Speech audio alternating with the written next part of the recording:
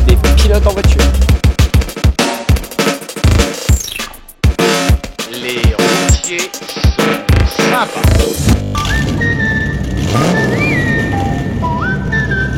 Salut les couilles! Aujourd'hui, nouvel petit épisode de Notes Motor, ce vlog camion, tu vois bien. Aujourd'hui, on va parler d'un sujet qui me semble intéressant, et c'est surtout pour répondre à une question qu'on m'avait posée dans des commentaires précédents. On m'a demandé, ouais, tu veux te mettre à ton compte, mais pourquoi faire? Parce que c'est pas le tout de conduire un camion. Qu'est-ce que tu vas accrocher derrière? Tu vois, c'était ça la question. Et alors là, le choix, il est immense. Là, tu peux faire, comme je le dis à chaque fois, le milieu du transport, c'est un vivier de métier extraordinaire. Tu peux faire t'as plein de choix, t'as plein de possibilités, c'est ouf. Donc tu peux aussi bien tirer des palettes, tirer du lait, tirer juste des cailloux, tu peux faire plein de choses, tu vois. Donc on va tirer des voitures. Voilà, donc on va parler de ça aujourd'hui. Attention, je crois que... Et donc voilà, dans ce métier tu as plusieurs... tu peux faire plein de choses en fait, tu vois. Et moi j'ai mon choix. Et je pense que beaucoup vont pas le comprendre, mais bon, on va débattre de ça aujourd'hui. Donc déjà, ce que tu retrouves le plus sur la route, tu vois, c'est ce qu'on appelle les totes. Les totes, en fait, c'est une semi-remorque bâchée, et tu peux enlever les côtés, tu tires, ça te fait des grands rideaux coulissants. Là-dedans, tu mets de la palette. Donc moi, j'ai commencé dans le transport avec une tote, et une tote, c'est bien, c'est super polyvalent. Je pense que c'est le matériel le plus polyvalent parce que tu peux emmener de la palette, tu peux emmener des longueurs d'acier, tu peux emmener des longueurs de n'importe quoi. Souvent, elles ont le toit qui est débâchable aussi, donc moi j'ai déjà emmené des moteurs, admettons, j'ai emmené plein de trucs, mais j'ai déjà emmené genre des moteurs pour les supermarchés, c'est les moteurs de groupe électrogène, mais ça te prend la longueur de la scie, ça fait quasiment 12 mètres le bordel là. Et puis tu as le grutier qui vient par le dessus avec des manilles et il te le sort, enfin voilà. Avec une tote tu peux faire plein de trucs. Après, en principe, quand tu as ce genre de matériel, tu fais essentiellement de la palette. Et moi la palette en vrai, j'en ai fait quasiment 3 ans. Ça m'a cassé les couilles à la fin. Parce que souvent tu fais du détail, tu sais, alors tu peux faire de la messagerie aussi, tu vois. Et tu as beaucoup d'attentes. Des fois tu vas dans des bases pour livrer des magasins, bah t'attends longtemps. Après ils contrôlent la marchandise. Après quand tu cherches c'est pareil, tu prends 3 palettes là-bas, 6 palettes par là. Bon après il y a des entreprises qui font des complets, hein. Tu te mets à quai, ils te cherchent 33 palettes, puis tu te casses. Mais bon voilà, la palette c'est bien. Franchement si je dois donner un conseil pour commencer dans le transport, c'est très bien. Parce que ça te permet de mettre le pied dedans, tu apprends à faire des lettres de voiture, enfin même dans tout tu apprends à faire des lettres de voiture. Mais en principe, moi je connais pas beaucoup d'entreprises en fait en bâché qui font que des complets. Donc ça te permet de faire des lettres de voiture et tout. Enfin voilà, je regrette pas, c'était pas mal, ça m'a permis de bien apprendre. Mais je veux pas me mettre à mon compte pour tirer une tote et faire de la palette, tu vois. Après, qu'est-ce que t'as d'autre? T'as la citerne. La citerne, tu peux emmener. Alors ça, la citerne, je connais pas très bien. Moi j'ai fait un truc, c'est de la citerne alimentaire mais à vis pour bétail.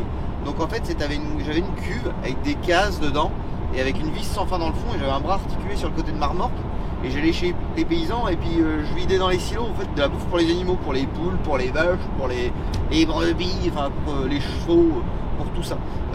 Mais après les citernes vraiment on va dire plus traditionnelles quand même du liquide, j'ai jamais mis trop de pieds là-dedans, donc je sais pas réellement comment que ça se passe. Et je veux pas te dire de conneries. Mais c'est pas... Apparemment ça paye bien au kilomètre quand t'as à ton compte la citerne.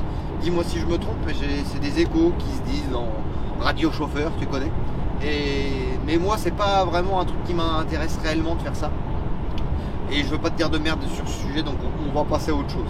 Qu'est-ce qu'il y a d'autre? Ah, il y a un secteur d'activité. Alors là tout de suite on va couper net. Parce que je pense qu'il y en a beaucoup qui pensent que je vais faire ça. C'est le frigo, voilà. Le frigo, souvent, tu vois des beaux camions qui tirent des frigos. C'est un délire, le frigo. Je vais t'expliquer, à mon sens, pourquoi tu vois souvent des beaux camions qui tirent des frigos et pourquoi moi, ça m'intéresse pas. Pas le fait d'avoir un beau camion, mais de faire réellement du frigo. Le frigo, en fait, il faut savoir, en principe, tu touches pas la marchandise. Donc, en gros, tu te mets à quai, paf, tu ouvres tes portes, il te charge, clac, tu passes les papiers, tu te casses, tu vas là où tu décharges, tu ouvres tes portes, tu te mets à quai, tu touches à rien. En principe, le frigo, c'est ça. Si tu vois beaucoup de camions bien arrangés, pas dégueulasses, qui font ce genre de taf, c'est qu'en fait, tu vas pas chez le particulier, tu vas pas chez le paysan du coin, tu vas dans des bases propres, tout est goudronné, tout est parfait, tout est tout en nickel, et du coup, ton camion, tu ne l'abîmes pas. Tu vas pas au milieu de la pampa, dans les branches, rayer le matériel ni rien, tu vois. Donc, le bon point, c'est ça en réalité. Deuxième bon point, tu touches pas à la marchandise, c'est cool aussi. Après, il y a peut-être des frigoristes qui, en fonction du taf, moi j'ai entendu parler que des fois, il y en a les carcasses, ils aident les mecs à les sortir. Bon, voilà, mais à mon avis, dans les bases, tu touches vraiment à rien, tu vois. Donc ça c'est vraiment les bons points. Par contre les mauvais points, hein, parce que si j'ai pas choisi frigo, bah, les bons points aussi, c'est ça te fait une belle remorque. En vrai, faut dire, un frigo c'est magnifique. T'as les côtés lisses, tu peux faire une peinture qui continue celle du camion, c'est stylé un frigo, franchement c'est super bien ensemble. Mais voilà, donc ça c'était les bons points.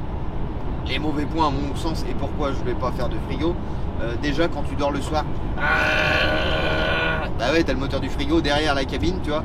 Alors je sais que maintenant ça a évolué, il y a des frigos, ils ont le moteur au cul de la remorque, en haut, mais bon, en général, tu vois quand même les frigos, ils ont le moteur derrière la paroi, machin. C'est pour ça que du coup, parce que vous n'êtes pas que des routiers à me suivre, hein, c'est pour ça que faut expliquer, il faut apprendre le métier.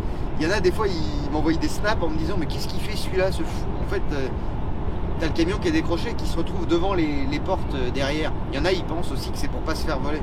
Non, c'est tout simplement, c'est que le mec, il est à mon avis un peu comme moi. Il arrive pas à dormir avec une merde pareille derrière. Et du coup, il décroche son camion le soir. Il se garde derrière ses portes. Donc en fait, il prend pas énormément plus de longueur que son camion s'il était attelé. Et ça lui permet de passer une nuit sans le moteur du frigo qui est devant.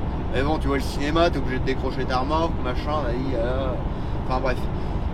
Après aussi l'autre problème pour moi dans le frigo, c'est que tu roules la nuit. Enfin, bien sûr, c'est une généralité que je sais, hein, toutes les boîtes sont pas comme ça, mais en vrai, il y a beaucoup de boîtes qui te font rouler la nuit. Et parce que tu as des horaires décalés, parce que dans les magasins, il faut les livrer la nuit quand il n'y a pas les clients. Enfin voilà, c'est un délire. Hein. Moi, dormir la journée, je peux pas, tu vois. Tu te mets sur le parking du resto, t'as Michel qui connaît la serveuse, alors il passe, à chaque fois qu'il passe, il klaxonne, et puis toi, tu passes ta nuit devant, et puis t'es réveillé tous les quarts d'heure.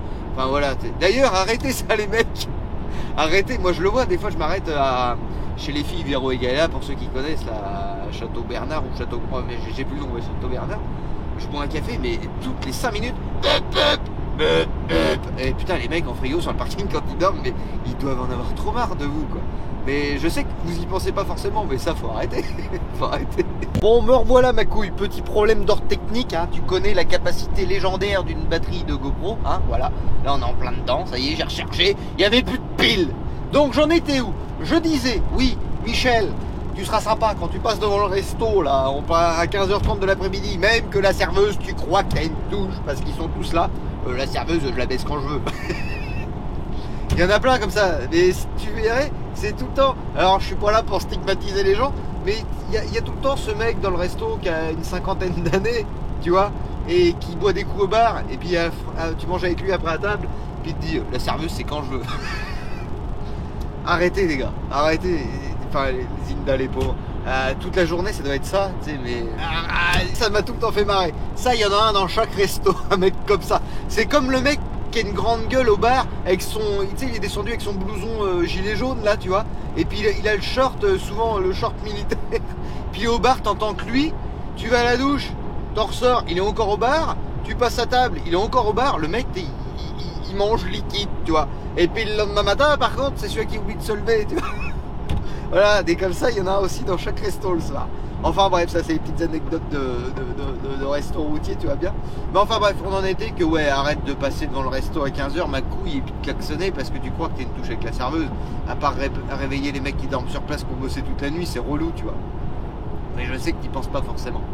Bon, après, le frigo, je crois qu'on a fait à peu près le tour. Hein. Il y a, toi, il y a du bon et du moins bon.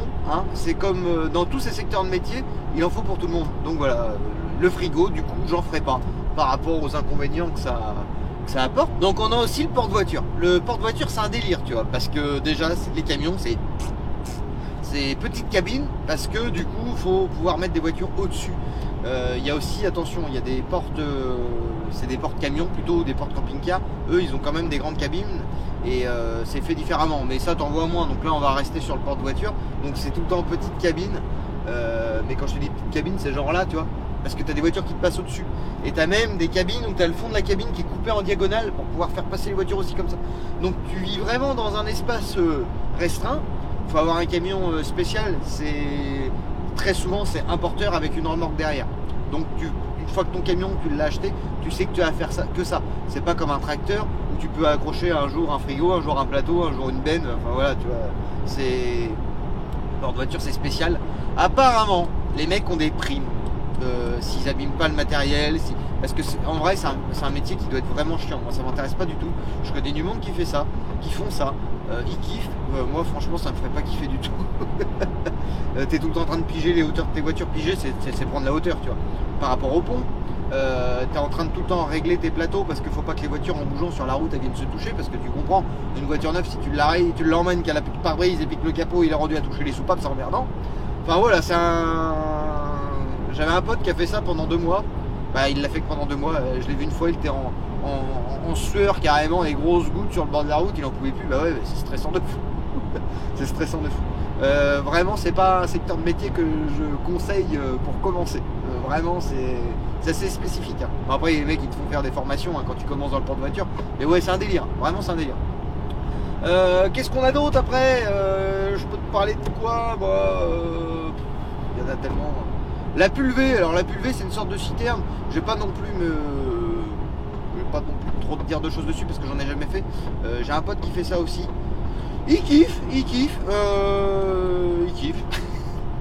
C'est en fait, tu as du produit en fait dans une citerne et tu as un système qui te met la citerne en pression. Tu as des tuyaux que tu mets au cul de ta remorque et puis tu pousses en pression en fait. C'est assez spécial. Je veux pas m'éterniser sur ce sujet là parce que j'en ai jamais fait. J'ai vu des mecs en faire. Ouais. Et c'est pas un truc vraiment qui m'intéresse. Bah oui, parce qu'à un moment donné, ma couille, je peux pas tout connaître non plus. Moi je suis là pour vous faire partager la passion et puis essayer de vous apprendre des trucs. Mais je suis pas un collab sur tout. Donc je veux pas dire de conneries, il y a la pulvée, mais c'est assez spécial et ouais.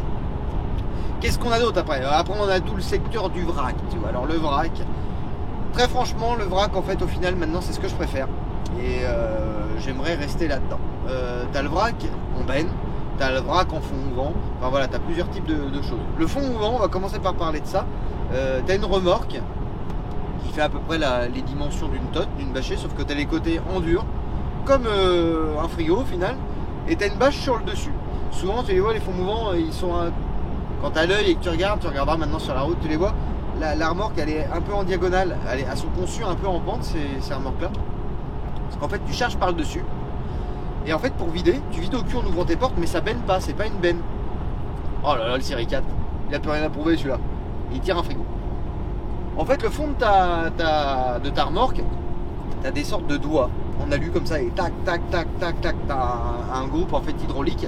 Quand tu mets ça en route, ça te fait des doigts, ça fait paf paf paf paf. Et en fait tout ce que t'as mis dedans, ça le pousse au cul. T'as un tapis en fait. Ouais, là je te dis les choses à l'envers, c'est pas bien ce que j'ai fait. En fait t'as un tapis qui bouge tout au long de ta veine. Le tapis en fait tu le mets sur le sol, il revient un peu et après il remonte, ça te fait une sorte de tablier. Quand tu charges, ce tablier tu le mets tout au bout de ta remorque, enfin tu sais, contre on va dire contre la cabine du camion, tu vois, tu le recules à fond. Le tapis il est à peu près de 2 mètres, il avance sur le sol. Quand tu charges de la matière dessus, soit de la terre ou du blé ou ce que tu veux, ça fait un poids sur cette bâche et après tu recharges, tu continues à charger tout le fond de ta remorque. Et avec ce système hydraulique, tac tac tac tac, là où va y avoir le poids de la bâche avec ce que tu as mis dessus, et ben en fait ça va tirer la bâche et du coup ça va tout pousser la marchandise au cul du camion. Le principe il est vraiment pas mal. Par contre le fond mouvant, le problème c'est que bah en fonction de ce que tu emmènes, tu as des trucs qui peuvent se mettre entre les trucs qui poussent. Donc un fond mouvant, tu es souvent en fonction de ce que tu emmènes. Si tu as un fond mouvant en calimat ça veut dire des choses, faut que ça soit propre, genre du blé, des choses comme ça. Genre en gros quand tu as un fond mouvant en calimat, tu peux pas emmener, et c'est pareil pour une benne, tu peux pas emmener genre des crottes de poule ou des crottes de canard, tu vois, de la merde, de la fiente. Tu peux pas emmener des choses comme ça et après emmener du blé, même en lavant en fait. Tu vois, quand tu as un fond mouvant calimat, c'est en gros voilà, tu emmènes qu'un certain type de marchandises. Donc quand tu fais ça avec un fond mouvant Calimat, moi j'en ai fait quelques temps, il faut que tu nettoies régulièrement, tu vois. Donc ça se fait, hein. Mais voilà. Après, tu as le fond mouvant, c'est le même principe, sauf qu'il n'est pas Calimat. Alors là, par contre, c'est souvent que tu vois des remorques qui puent et dégueulasses, parce que souvent c'est ça. Quand tu fais un fond mouvant qui n'est pas Calimat, souvent il est plein de peinture sur le côté, il y a de la merde, le machin, il est pas beau. Parce que du coup, bah, tu fais de la poubelle, tu fais de la merde de poule, ils appellent ça de la boue, tu vois. Enfin, voilà, t'as une remorque qui pue, quoi. Voilà, t'as la boule de suif qui te suit, c'est dégueulasse, c'est un délire. C'est un délire. En plus, les mecs, ils sont pas payés plus cher. Par contre, t'as pas à le nettoyer. Mais non, ouais, je veux pas faire ça non plus. Et après, t'as la benne. La benne, c'est ce que je fais en ce moment. Et la benne, c'est ce que, voilà, pour répondre à la question, c'est ce que j'aimerais faire. Parce que là, je te dis depuis tout à l'heure, les inconvénients, t'as bien compris, le fond mouvant, c'est cool. Par contre, voilà, si tu fais pas du Calimat, bah, ça pue. Voilà, dans chaque type de transport, en fait, t'as des avantages et des inconvénients. La benne, c'est le secteur où j'ai trouvé le plus d'avantages que d'inconvénients. Donc moi, ce que je préfère, c'est la benne. Mais dans la benne, attention, il y a vraiment deux types de benneux, tu vois. Et là, il y en a qui vont me voir venir. Ceux qui me suivent à longueur d'année sur Snap, d'ailleurs, je vais vous balancer le lien en description, ils le savent. Les benneux, tu as vraiment deux types de benneux. Tu as le benneux, en fait, je fais une généralité là. Mais après, même en benneux TP, voilà, ça y est, vous allez voir où c'est que j'en veux venir. Même dans les benneux TP, il y a des mecs très bien, tu vois. Mais en fait, les benneux TP, c'est une communauté où il y a des mecs chelous. Tu vois, c'est... souvent, quand tu fais de la benne TP, tu rentres souvent chez toi tous les soirs. Et les mecs qui font de l'enrobé ou ces choses-là, ou qui font des rotations par jour, je comprends pas le délire. Tout le monde n'est pas comme ça, je le répète. Mais dans ce secteur-là, il y en a quand même beaucoup. C'est les mecs, ils font la course entre eux. Tu vois, ils coupent la gueule à leurs collègues, genre l'autre il s'arrête de pisser sur le bord de la route, ils chargent au même endroit les types. Et ils ont, l'autre il double, et puis arrive au bout, il va pas le laisser passer. Alors après il y en a, ils vont me dire ah ouais mais c'est normal, il s'est arrêté de pisser. Ouais mais sauf que normalement, quand moi j'ai fait un peu de TP, t'as un ordre de passage, et le mec il est content parce que ils font des calculs. Les mecs, attention, c'est des mathématiciens. Il se dit ah ouais alors attends, bouge pas, si je le double, je serai avant lui. Donc du coup, s'il y a un troisième tour ce soir, c'est pas moi qui vais le faire. Au lieu de déboucher à 17h, à 16h30, je me casse. Et Michel, il va aller ramasser les cailloux. Voilà, c'est ça. Moi j'ai fait 2 mois du TP, et il y a beaucoup de mecs qui pensent comme ça, tu vois. Et les mecs, toute la journée, ils roulent pas beaucoup parce que t'attends longtemps pour charger, t'attends longtemps pour vider. Mais les mecs sur la route, c'est taqué, quoi. C'est taqué. Le midi, quand il y a la pause, que les mecs, genre admettons, qui font de l'enrobé ou compagnie, ils se prennent des coupures d'1h30 le midi, alors tu les retrouves au resto. Michel, mets-moi 2 kirs, s'il te plaît. Et puis là, je suis fatigué, putain. Ils m'ont fait commencer à 6h ce matin, là je vais pas terminer avant 17h et tout machin. Et si t'es franc et que t'es dans le TP, tu connais forcément un collègue comme ça, tu vois. Mais bon, voilà, c'est les mecs qui se sont créés un truc autour d'eux, de râleurs, mais tu le ressens parce que moi quand j'avais ma BNTP là, que j'ai fait ça pendant 2 mois, je les appelle moi j'essaye d'être quelqu'un de courtois et puis moi je crois encore en la bonne entente dans ce métier et je fais tout le temps des appels de phare quand on me double, tu vois. Et j'ai remarqué quand t'as une BNTP au cul, et bah t'as quand même vachement moins de réponses parce que bah les gens ils se disent ouais c'est un béneux de merde, tu vois. Et je l'ai souvent dit et j'en rigole souvent des béneux. Et maintenant, même moi je suis devenu béneux. Et maintenant il y en a qui me disent ouais mais t'as un béneux de merde et tout. J'accepte la critique. Mais bon après voilà. Moi je fais de la benne. Mais bon, je pars du lundi au vendredi et j'aime beaucoup ce principe-là. Et moi, ce qui me plaît réellement dans la benne, là, parce que c'est une petite aparté hein, sur la benne TP et puis les mecs en benne en régional. Je leur dis une fois, ils sont pas tous comme ça, hein, histoire qu'on me dise pas en commentaire « T'es un con !» On n'est pas tous comme ça. Je le sais que vous n'êtes pas tous comme ça. J'ai fait des rencontres, moi, en benne TP avec des mecs super. Mais j'ai fait aussi des rencontres avec des mecs comme ça. Et j'ai même des gens de ma famille qui sont comme ça en benne TP. Je citerai pas de nom, voilà. Et donc ouais, en benne, on va dire normale, hein, comme je fais, ma benne est un peu plus grande. Et du coup, ça me permet d'emmener en fait différents types de marchandises que tu peux pas emmener en TP. Parce que le problème, en benne, tu es bloqué par 2 choses. Tu es bloqué soit par le volume de ce que tu emmènes, soit par le poids. Donc avec une benne plus grande, il y a des choses, tu vois, genre là, admettons, j'emmène du colza. j'ai pas mon poids maximum. Toi, j'emmène, je crois que c'est 19 tonnes de marchandises, alors que j'aurais pu en mettre 28 tonnes si, admettons, j'emmenais de la fonte. J'aurais pu mettre 28 tonnes de marchandises, mais ma benne, elle n'aurait pas été pleine. Tu vois. Ça permet de... Bah, tu vois le délire, quand tu as une benne plus grande, tu peux, si tu emmènes des produits plus légers, et bah, c'est aussi l'avantage du fond mouvant, ça. Tu vois, le fond mouvant, il a encore une plus grosse capacité. Donc voilà, donc la benne, moi, les bons points que je trouve, après ça dépend du secteur d'activité, parce que toi de la benne TP, le mec va pas beaucoup rouler, que moi là tu vois l'entreprise où j'ai trouvé, où je fais de la benne, et il n'y a pas que moi, il y en a plein d'autres, ça te permet de faire des grands voyages. Tu vois, moi un truc que je kiffe, c'est genre je sais pas, tu charges en Bretagne, tu montes en Hollande, tu charges en Belgique, tu descends à Nantes, enfin voilà, tu vois, des trucs comme ça. Moi j'aime bien faire des là. Moi ce que je préfère dans le métier, c'est rouler. Donc en fait ça je l'ai trouvé avec la benne. Ce qui me plaît aussi, c'est que en principe, il y a quand même des entreprises où il y en a, mais en principe t'as pas trop d'attente. Toi en principe tu es autonome, donc tu arrives, tu demandes où c'est que tu vides, tu bennes, tu nettoies. Bon, maintenant les inconvénients, parce qu'il faut parler aussi de ça, tu vois. Dans chaque secteur, je t'ai dit, il y a du bon et du moins bon.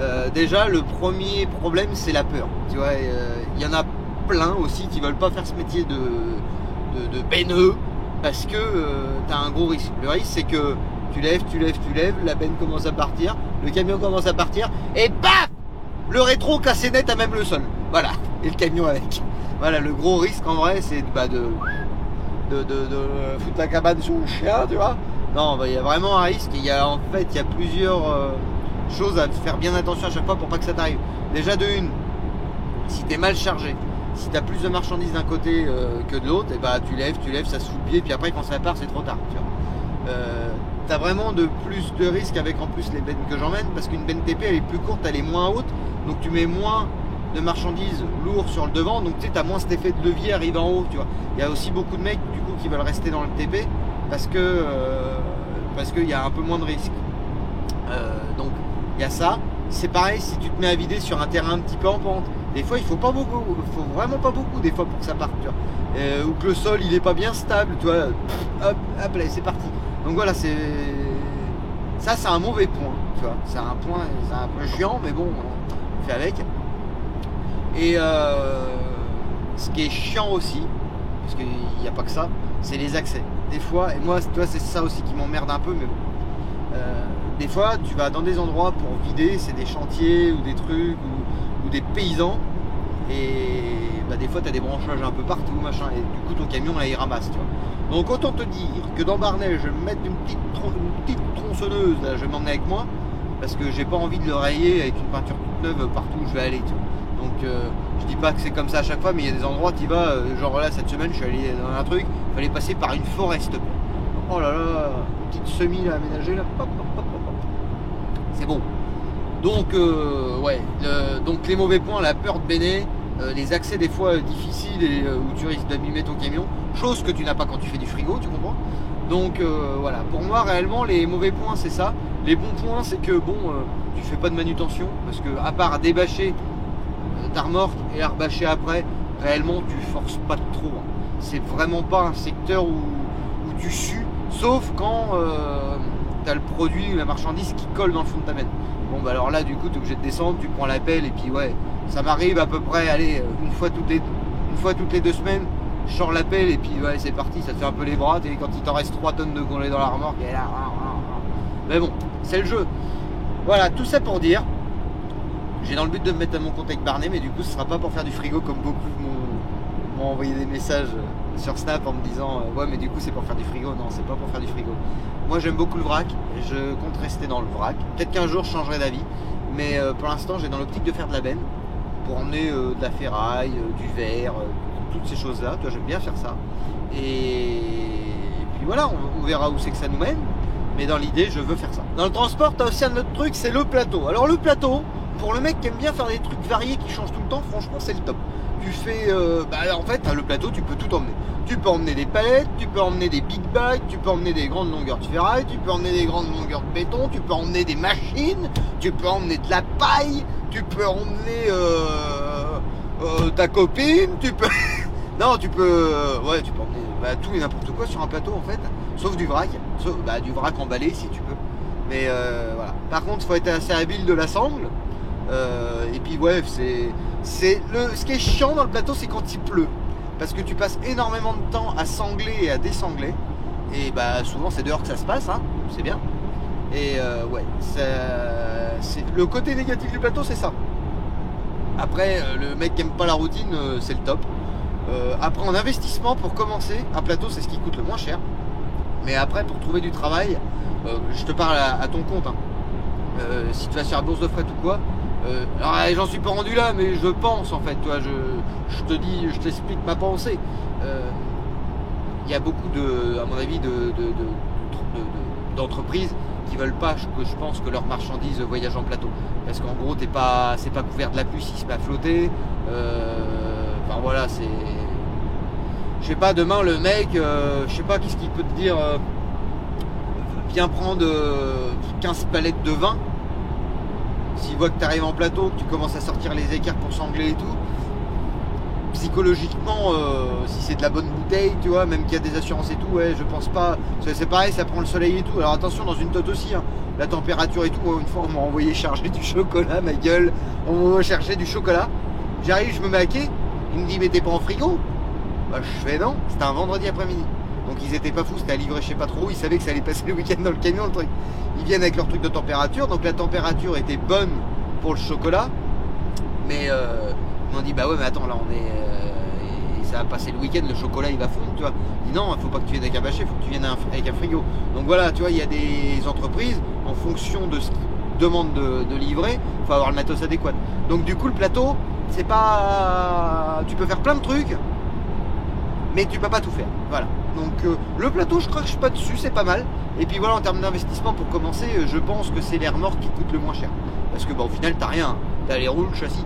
Et puis, ah si, il y a un truc qu'on n'a pas encore parlé et que je pense que ça coûte encore moins cher, c'est le conteneur. Le conteneur, tu as juste un porte-conteneur, c'est un châssis, après tu viens boulonner ta caisse dessus.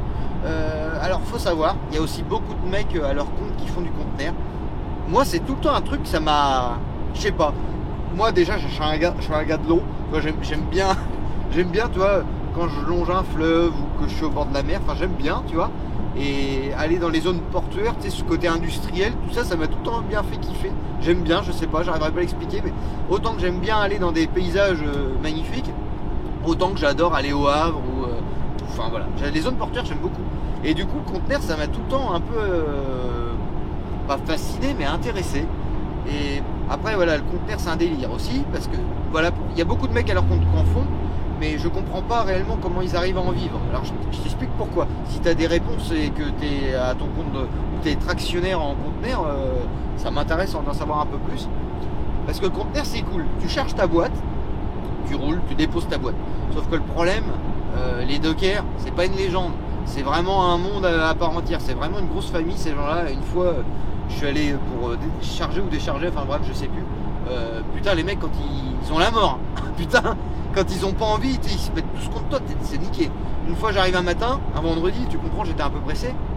Et j'arrive à 8h, j'étais le premier, et j'étais pas en conteneur, j'étais en bâché, j'emmenais de la marchandise. Et donc je déchargeais, alors je sais plus ce que je faisais, je veux pas te dire de conneries.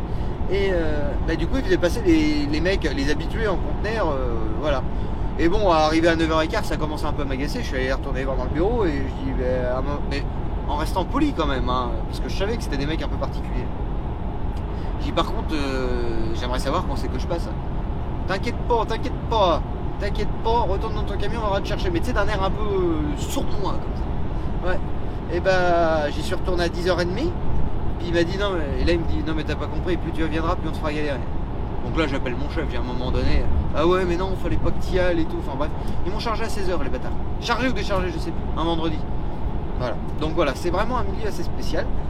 Et par contre, après, quand t'es en conteneur, les mecs, expliquez-moi, en fait, t'attends beaucoup. T'attends pour charger, t'attends pour décharger, parce qu'après, souvent, les conteneurs, quand tu te gares à quai ou quoi, moi, je les ai déjà vus dans des entreprises, ils ouvrent les portes, les mecs, ils se mettent en coupure dans le camion, et puis ils font l'inventaire, parce que là-dedans, c'est chargé en vrac ou quoi, tu vois, enfin, c'est un délire. Mais par contre, tu sais, ce fait d'aller au port, crac, tu charges ta boîte, tu casses, tu roules, parce qu'en principe, tu fais des bons tours, je pense, en conteneur.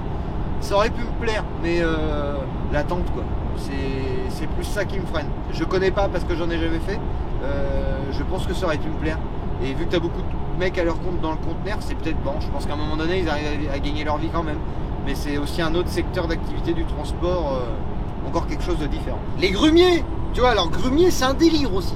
Grumier, c'est... Alors déjà, faut savoir, tu as un camion, le camion, ouais, là, ouais, je vois d'autres trucs qui me viennent en tête. Là, on va parler des trucs, en fait, où tu peux te mettre à ton compte, mais que c'est un peu le bordel quand même.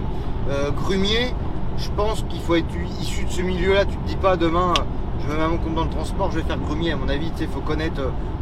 faut déjà être dedans avant. Parce que rien que pour le prêt, pour acheter le camion, mec, oui. Le camion, c'est des camions qui sont faits pour encaisser un poids de fou, tu vois. Parce que les essieux, c'est des essieux en fait qui sont prévus pour mettre de la charge, mais pour de vrai, toi, c'est de la vraie machine, là, tu vois. Les camions, ils sont pas là pour blaguer. Si en grume, tu vois souvent du Scania et du Volvo, tu vois, c'est pas pour rien. C'est des camions, des fois, ils ont plus de 50 tonnes sur le dos, tu vois. Déjà, faut savoir, moi, je m'étais renseigné pendant un temps, rien que pour installer une grue auxiliaire sur un camion, tu verrais le prix que ça coûte à partir d'un certain moment, quand tu arrives à un certain poids, parce que les camions de grumier, ils ont une grue auxiliaire dessus, tu vois. Faut que tu changes l'essieu avant pour un modèle plus gros. L'essieu arrière, c'est pareil. C'est pour ça que souvent, c'est des 6x4 avec 2 essieux moteurs, tu vois, les camions de grumier. Et du coup, c'est pareil. Tout ce qui est transport exceptionnel, c'est pareil. Bon, alors, il y a les mecs qui font du convoi exceptionnel avec des camions basiques. Ils emmènent des mobilhomes, des trucs assez grands, mais pas trop lourds. Mais les mecs qui sont lancés à t'emmener des trams de train ou des éoliennes, ou remarque des éoliennes, je sais pas combien que ça pèse, ou des constructions en béton de fou, tu vois, ou même des yachts, un yacht, je sais pas combien que ça pèse, mais ça va être énorme. Là c'est pareil, tu te dis pas demain, tiens je vais faire du convoi exceptionnel, faut être issu de ce truc là je pense, à commencer à avoir déjà un client, parce que tu vois en termes de prix, pour revenir à la grue, ce que je disais tout à l'heure, pour faire équiper Barnet en fait, parce qu'au début je voulais le faire équiper d'une grue auxiliaire parce que j'avais un projet professionnel. Je voulais pouvoir déplacer des conteneurs et être autonome moi-même avec un bras auxiliaire, tu vois. Il y a quelques temps, en fait, j'ai un ami qui m'avait proposé de monter une société où on aurait modifié des conteneurs en piscine, en bungalow, en cuisine d'extérieur. Enfin, tu sais, il y a plein de choses qui peuvent se faire avec un conteneur. Enfin bref, on va pas s'éloigner du sujet. J'avais fait un devis, une grue auxiliaire pour mettre sur Barnet, la modification du châssis, plus le matériel, 87 000 € hors taxe, mon copain. Oui, voilà. Donc tu comprends que tu mets pas ça sur n'importe quel camion. Et en plus de ça, à ce prix-là, j'avais pas l'option avec les pieds qui se déploient sur le côté, tu sais, pour stabiliser le camion. Toi, ça c'est encore un autre level, tu vois. Non, mais c'est un délire. Hein. Les camions pour les transports lourds ou spécifiques, c'est voilà, tu te lances pas comme ça à l'aventure en te disant allez c'est parti, je vais chez Scania, bon le tracteur, oh bah je prends les options qui vont bien, 140 000, bon je vais le faire équiper pour mettre une grue, allez encore un peu, non tu vois, rien que le camion t'en as pour plus cher que le prix d'une maison. Alors Marc, ça pourrait faire un sujet un jour, vraiment que je dise combien que ça se vend un camion réellement, parce que là je t'envoie un prix en l'air, mais non, en vrai, le prix que je te le dis, c'est le prix que full optionné, j'avais fait une config. Parce que Scania, c'est très bien, ils ont leur site où tu peux configurer un camion. Et avec un joli nombre d'options, ouais, t'arrivais à 140 000, mais t'avais un camion de fou, quoi. Donc voilà, ouais, les camions, que ce soit pour convoi exceptionnel ou grumier, tu vois, c'est vraiment un autre délire encore, tu vois. On n'a pas fait le tour de tout réellement, tous les types de transport. Je t'ai fait un petit condensé sur ce qu'on voyait le plus, parce qu'il y a aussi les remorques qui transportent du verre, tu sais, qui sont assez spécifiques.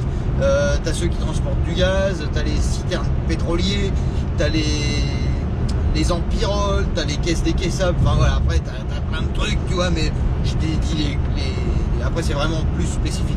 Là on a essayé de rester sur un sujet où tu vois les trucs un peu plus tu croises au quotidien et voilà. Donc t'as bien compris, avec Barnet j'ai vraiment dans l'idée de continuer le vrac et faire ça en benne. D'ailleurs si tu possèdes un groupe hydraulique pour Scania série 4 V8, contacte-moi, voilà. Il était équipé d'un groupe hydraulique avant, parce que mon camion, pour ceux qui ont suivi, Barnet je l'ai acheté à un forain, mais qui lui l'avait acheté à l'entreprise pour laquelle je roule aujourd'hui, donc il avait déjà été équipé une première fois en hydraulique, il avait été déséquipé, mais aujourd'hui voilà, dans le cadre de sa restauration et dans le but justement de faire de la benne, faut que je lui trouve un groupe hydraulique. Donc voilà, ça fera partie des choses que je vous montrerai le jour où j'en trouve un, comment ça se raccorde, tout ça. Ça sera une découverte pour moi parce que même ça je l'ai jamais fait. Mais bon, on va y arriver, il n'y a rien d'insurmontable, surtout chez notre Motors, tu le sais. Donc voilà, j'espère que cette petite vidéo t'a plu et que tu as pu en voir un. Si t'hésites dans le transport parce que des fois il y en a qui me demandent, tu me conseillerais de faire quoi? Moi je veux pas te conseiller parce que tu vois, comme je leur dis souvent ça, mais il y en a pour tous les goûts. Il faut vraiment trouver le truc qui te correspond le mieux. Donc voilà, là j'ai pu te décrire un peu plus les types de transport. Donc voilà, j'espère que cette petite vidéo t'a plu. Tu te coucheras moins con ce soir, à lundi prochain à 19h pour un prochain épisode de Notre Motors. Voilà les couilles, ciao.